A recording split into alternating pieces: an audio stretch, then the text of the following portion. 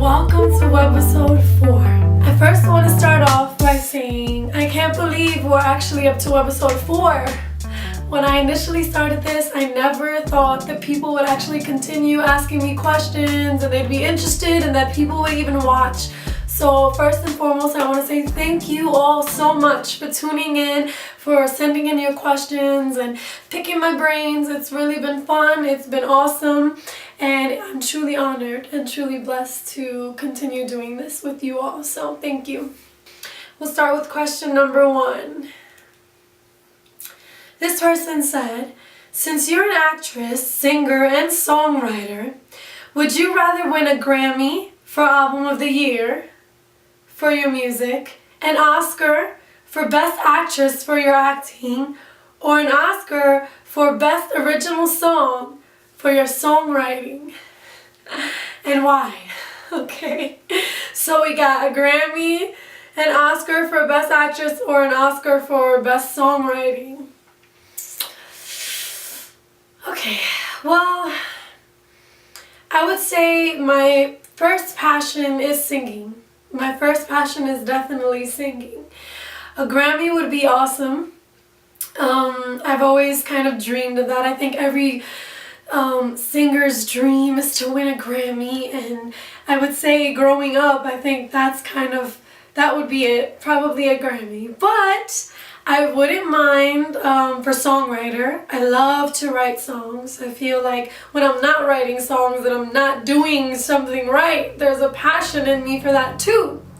Acting is just fun. I absolutely love it. It's just play pretend. It's just like a bunch of grown-ups playing pretend like when I was a little girl. So I love acting. Would I like to win an Oscar? Yeah.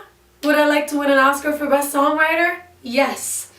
Would I like to win a Grammy? Most definitely. So I think the answer is I'd like to win a Grammy. Good question. Very, very good question. I love that. Okay. I like the fun questions. People send me a lot of serious questions, but I also like the fun questions, so bring them on! Alright.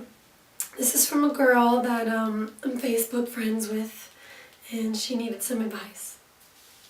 She says, I work in a well-known company, and my closest female friend, I've known her for almost 10 years, was really sad. She was unhappy with her studies and wanted to drop out of university, and I wanted to help her. She did so many things for me, so I thought it's definitely worth it. Our friendship suffered a little in the past because she had got other female friends and she had been dating around and our lifestyles weren't the same anymore. She started to be kind of like a bad girl, smoking, sex, being nasty, and there was only very, very limited time for me. I thought if I help her get a job at my company, I would see her more often and we could be as close as we used to be. Well, Jeannie, I'm in so much pain now. I gave her an application to Human Resources and she got an interview. She never told me. She signed a contract. She didn't tell me neither. I saw her one day at the front office and I was surprised to see her and I said hi and she pretended that she didn't see me. But she did. Since that day, everything has changed. She tried to call me 100 times, but I couldn't talk to her. So much pain I had to deal with. Of course she got a job, and the hardest part is that she never said thank you or anything. I used to love her so much, and now I can't handle it.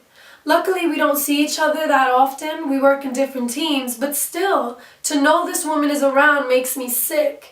Since she started working here in September, we never talked to each other. Just yesterday she texted me and asked me how was I doing. Everything that reminds me of her makes me angry and all emotions are starting to come out. I text, I'm doing not that good. She didn't reply. Jeannie, did anything like that happen to you before?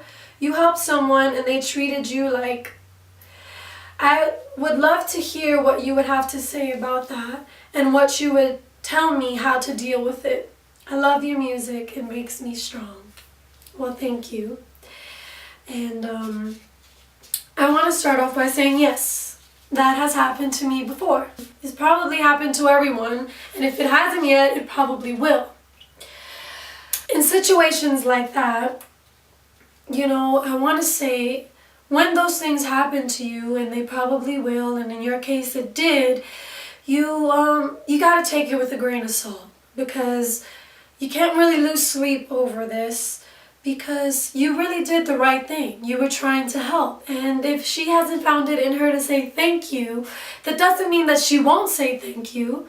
Most likely she will one day. I'm pretty sure she will say thank you, but if she never does, what I want to tell you is, you sow that as a seed. You give it unto God, and you say, here, Lord, I sow this as a seed unto you. Don't worry about that. She didn't say thank you, whatever. Say, God, I leave it unto you, and He will reward you. Okay, honey? I also want to touch on a couple other things you said.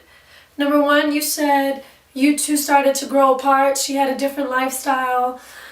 She was doing things that you weren't about. I've said this in other webisodes. People grow apart. That does happen a lot with friends. It does happen a lot.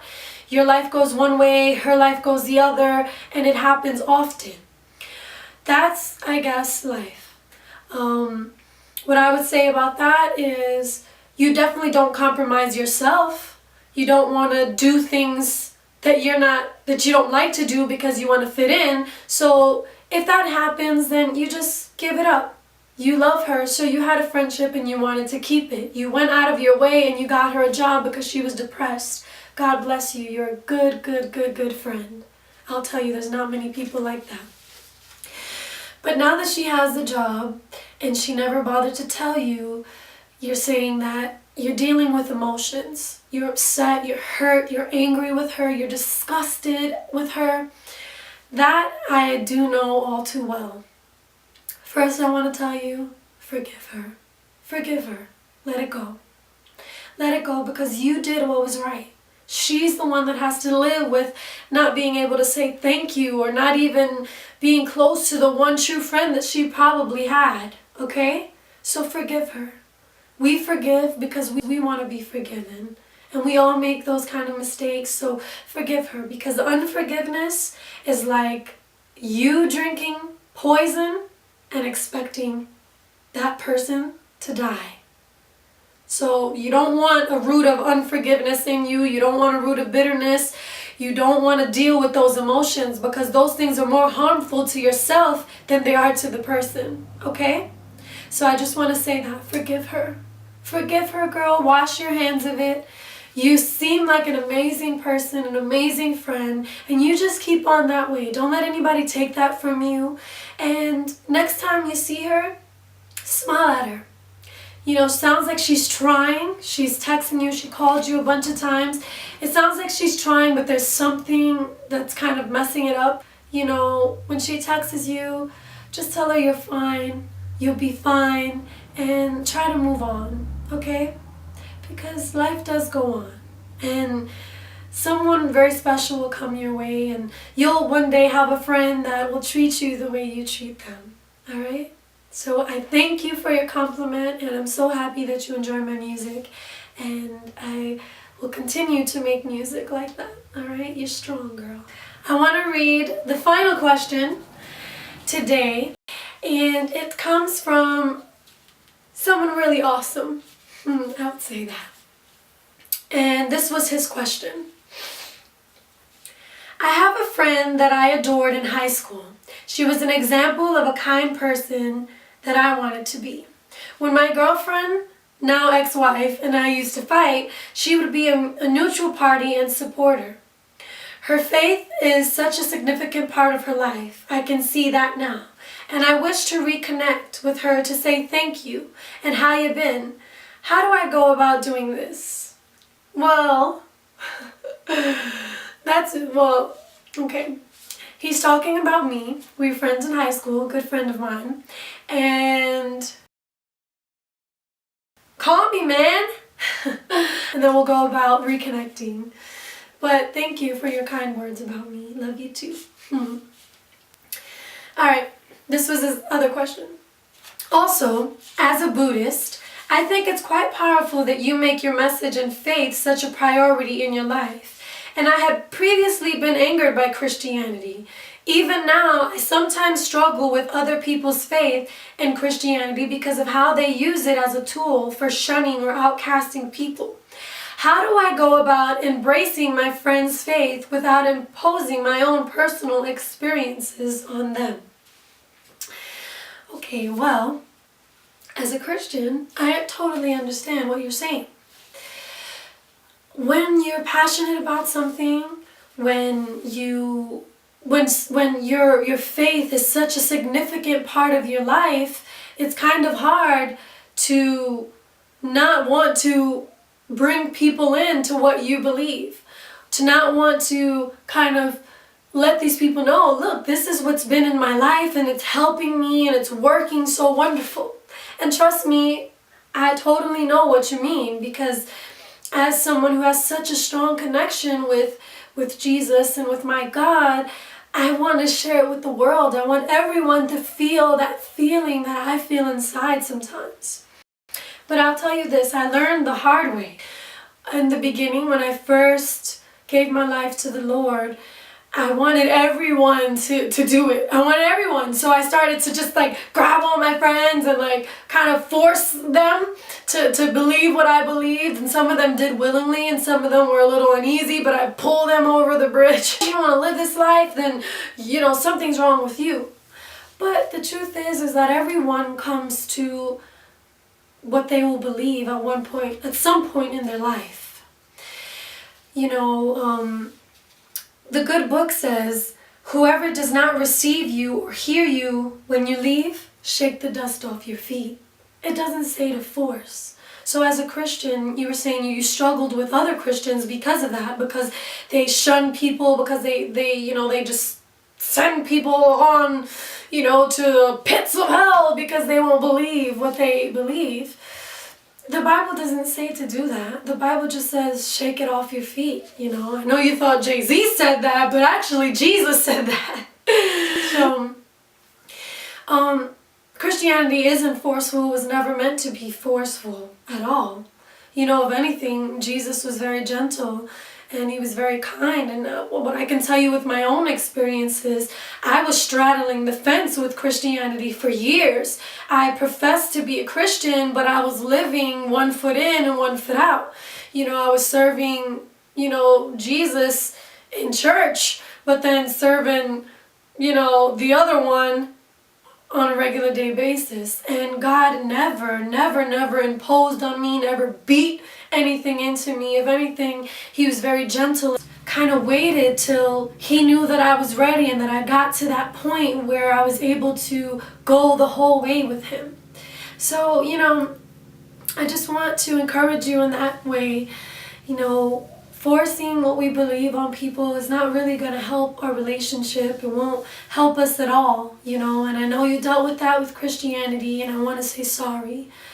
I'm sorry that you had to go through that, because true Christianity isn't about that, and it really isn't. Jesus said, love one another, love conquers all.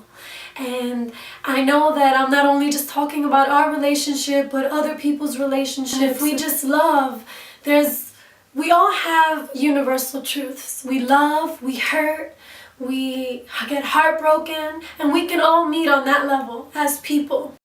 And I'll never discredit what I believe and what I've been through, because what I believe has really changed me significantly, and it's been able to help others come to an understanding of where they are in their lives and to, believing as well and growing in their faith.